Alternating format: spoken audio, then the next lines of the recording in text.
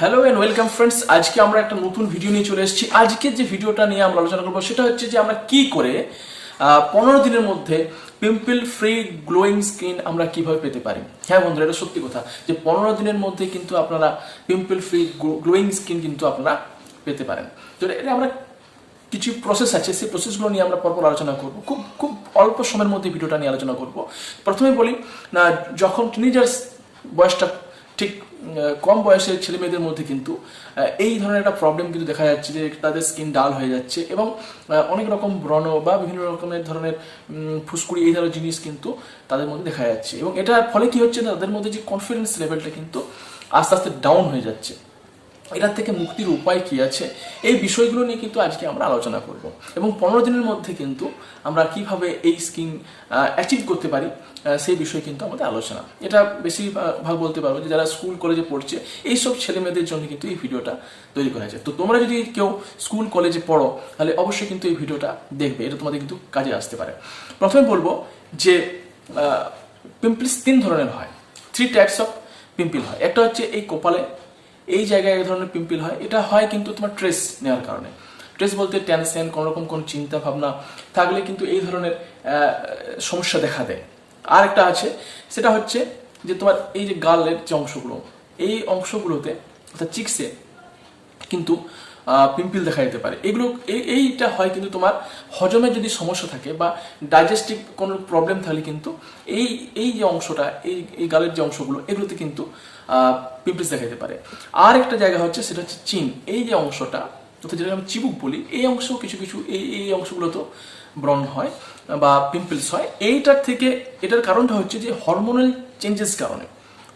এইটা কিন্তু হওয়া স্বাভাবিক, এই বয়সের সময় অনেক রকম হরমোনাল চেঞ্জেস হয় এবং এই বয়সে কিন্তু এই ধরনের সমস্যাগুলো কিন্তু দেখা দেয়।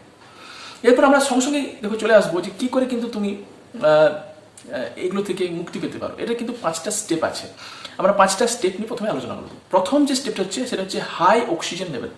হাই অক্সিজেন লেভেল কীভাবে সম্ভব অ্যাচিভ করা না, দেখবে বিভিন্ন রকম অ্যাক্টর অ্যাক্ট্রেস যারা আছে তারা কিন্তু প্রচুর পরিমাণে জল খেতে পারে এবং তার নিজেরাও প্রচুর পরিমাণে জল খায়। এই সিক্রেটগুলো কিন্তু তোমাদেরকে বলা হয় না। বেশি পরিমাণে জল খাও, প্রচুর জল খাও। প্রচুর জল খেলে কি হবে, জলের মধ্যে অক্সিজেন থাকে, সেটা কিন্তু তোমার পুরো বডির মধ্যে ব্লাড সার্কুলেশনের মধ্যে দিয়ে পুরো শরীরে ছড়িয়ে পড়বে এবং তোমার অক্সিজেন লেভেলটা কিন্তু হাই করে দেবে। বুঝতে পারছো? অর্থাৎ জল প্রচুর পরিমাণে খাও। 1 নাম্বার হলো কি, হাই অক্সিজেন লেভেল। তার সঙ্গে একটা জিনিস করতে পারো, যোগা। অবশ্যই যোগা করবে। যোগার মধ্যে যে ব্যায়ামটার কথা আমি বলছি সেটা হচ্ছে শীর্ষাসন। সেই শীর্ষাসন মানে হচ্ছে যে তোমার মাথাটা নিচ দিক করে পাটাকে উপর দিক করতে হবে। এটা যদি করলে কি হবে, পুরো ব্লাডটা নিচের দিকে অর্থাৎ তোমার মাথার দিকে আসবে এবং পুরো সার্কুলেশনটা, তোমার অক্সিজেন লেভেল সার্কুলেশন খুব ভালো হয়।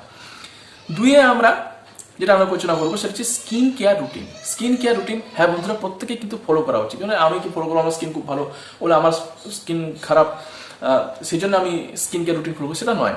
স্কিন কেয়ার রুটিন কিন্তু প্রত্যেকটা মানুষকে ফলো করা দরকার এবং খুব ইজিলি। দেখো, আমি জটিলতার মধ্যে নিয়ে যাবো না, খুব সহজের মধ্যে গাদা গাদা ক্রিম টিম এগুলো কোনো কিছু মাখার দরকার নেই। সহজে দেখো জিনিসটা আমি বলছি কীভাবে করবে। স্কিন কেয়ার রুটিন হচ্ছে, দেখো তোমার প্রথমে ভাবতে হবে যে তোমার স্কিনটা কী টাইপের। স্কিন 3 রকমের হয়, একটা হচ্ছে তোমার ড্রাই স্কিন, একটা হচ্ছে অয়েলি স্কিন, আর একটা হচ্ছে তোমার এমনি মানে সেন্সিটিভ স্কিন।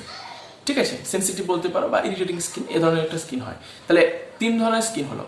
তুমি বুঝবে কি করে না, তোমার যে ড্রাই স্কিন হয় তাহলে দেখবে তোমার স্কিনটা একটু হার্ড, শক্ত। ঠিক আছে, অয়েলি হলে একটু তেল তেল ভাব থাকবে, এটা অয়েল স্কিন বোঝা যায় যেটা অয়েল স্কিন। আর সেন্সিটিভ বাইরে কি লাল লাল হয়ে যেতে পারে, একটুতেই সেন্সিটিভিটি। তুমি সেই স্কিনগুলোকে তুমি কিন্তু নিজেই আন্দাজ করতে হবে, তোমাকে কিন্তু ভাবতে হবে তোমার স্কিন কী টাইপের। এবং আমি তোমাকে বললাম যে অয়েলি হলে বুঝতে পারে তেল তেল ভাব, একটু হার্ড হলে জানবে এটা ড্রাই স্কিন, আর যদি একটু লাল লাল হয়ে যায় বা রেডিশ হয়ে যায় তাহলে সেটা হচ্ছে তোমার সেন্সিটিভ স্কিন। এবারে স্কিন টাইপটা জানার পরে তুমি কি করবে, যে পরিষ্কার করে প্রথমে একটা ফেস ওয়াশ দিয়ে মুখটা প্রথমে ধুয়ে নেবে। মুখটা ধুয়ে নেওয়ার পরে তুমি অবশ্যই কিন্তু সানস্ক্রিন লাগাবে। Sunscreen mandatory. সানস্ক্রিন কিন্তু ভালো কোম্পানির সানস্ক্রিন কিন্তু অবশ্যই ইউজ করবে।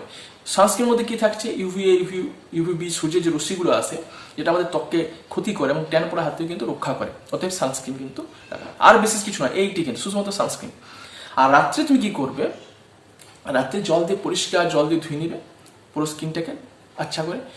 আর যদি মনে হয় যাদের স্কিন খুবই অয়েলি যদি মনে হয় তাহলে অবশ্যই একটু সামান্য ফেস ওয়াশ, বেশি ফেস ওয়াশ ইউজ করা ঠিক নয়, সামান্য একটু ফেস ওয়াশ ইউজ করে অবশ্যই একটা ভিটামিন সি যুক্ত ময়েশ্চারাইজার তোমরা ইউজ করবে। ব্যাস, আর কিচ্ছু করতে হবে না, এইটুকু করলে যথেষ্ট। এটা হলো তোমার 2 নম্বর পয়েন্ট। 3 নম্বর পয়েন্টে আমরা যেটা আসবো সেটা হচ্ছে পর্যাপ্ত ঘুম কিন্তু অবশ্যই দরকার বন্ধুরা। পর্যাপ্ত ঘুম যদি তুমি ঘুমাও মনোযোগ দিয়ে পরিষ্কারভাবে, কোনো রকম চিন্তা না রেখে, স্ট্রেস না রেখে, যেমন সমস্ত রোগের ওষুধ হচ্ছে স্ট্রেস, চিন্তা, এগুলো সমস্ত রোগ বহন করে নিয়ে আসে। অতএব পর্যাপ্ত ঘুম কিন্তু অবশ্যই দরকার। অন্তত 7-8 ঘন্টা পরিষ্কারভাবে ঘুম হবে, তাহলে দেখবে অনেক চিন্তা এমনিতেই দূর হয়ে গেছে। আর এই ধরনের যে চিন্তা করো না যে এই আমার পিম্পলস হচ্ছে, এটা বয়স পর্যন্ত কিন্তু অবশ্যই হয়, প্রত্যেকের হয়, আবার একটা এজের পর চলে যায়। এটা নিয়ে কিন্তু কোনো রকম টেনশন কিন্তু তোমরা করবে না। অতি পর্যাপ্ত পরিমাণে ঘুমাও, এই 3 নম্বর পয়েন্ট। 4 নম্বর যে পয়েন্টটা আমরা আলোচনা করব সেটা হচ্ছে নাক দিয়ে কিন্তু নিঃশ্বাস নেবে। অনেক সময় আমরা মুখ দিয়ে নিঃশ্বাস নিই। মুখ দিয়ে নিঃশ্বাস নিয়ে কি হয়, অনেক রকম জার্ম কিন্তু মুখের মধ্যে দিয়ে শরীরে প্রবেশ করে।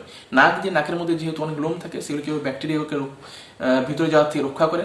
অতএব নাক দিয়ে যতটা সম্ভব নাক দিয়ে কিন্তু নিঃশ্বাস নেওয়ার চেষ্টা করবে।